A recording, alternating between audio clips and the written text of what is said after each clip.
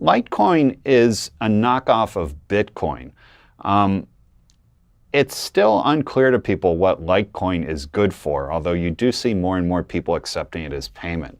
Litecoin is easier to mine than Bitcoin, and it is blocked 4 times faster. So in the case of Bitcoin, you have a new block roughly every 10 minutes.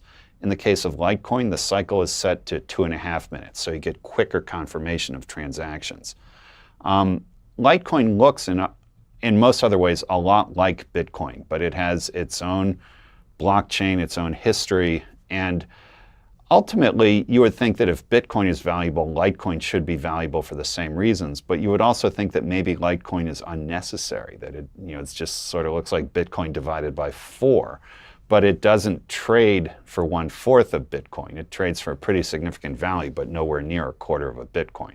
Litecoin is more democratic in the sense that the hardware that works on their blockchain is not the same hardware that works for Bitcoin and most of the other cryptos. In other words, you can't just bring more horsepower into the race and get an edge against other people. They've preserved an element of randomness due to the fact that they have this scrypt mining protocol that relies on a different part of your machine instead of the Bitcoin technology that just really relies on who has the fastest processor. Another big trend, forking. Explain what forking is. Great video. If you have a chance and you want to watch the entire interview, I have this in the liked video.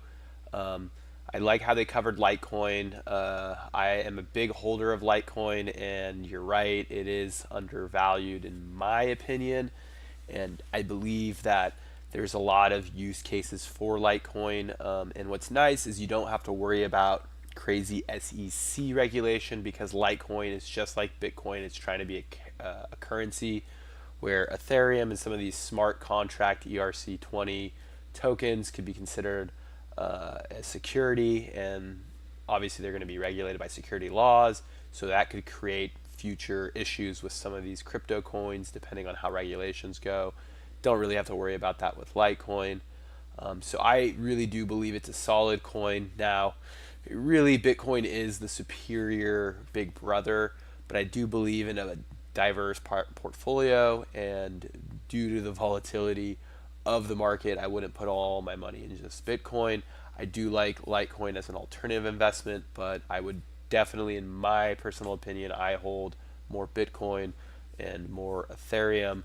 But my number 3 coin that I hold right now is Litecoin, and there's a lot of promising developments of how it can be used efficiently like Bitcoin as a currency. And I mean, one of the main reasons I use Litecoin is to send between wallets. It's still one of the cheapest ways to send your crypto, so I'm usually converting, especially when Bitcoin was, the transaction fees for Bitcoin was $20, and at one point Ethereum was like $10. I was always just going on exchanges, converting into Litecoin and sending it.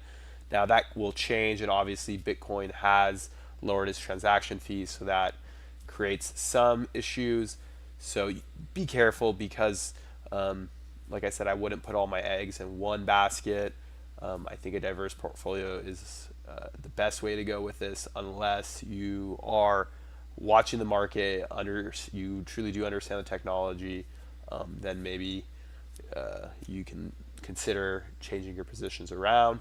But let me know what you guys think about Litecoin. I made the statement, I'm basically my number 3 crypto that I own right now is Litecoin. Is that good or bad?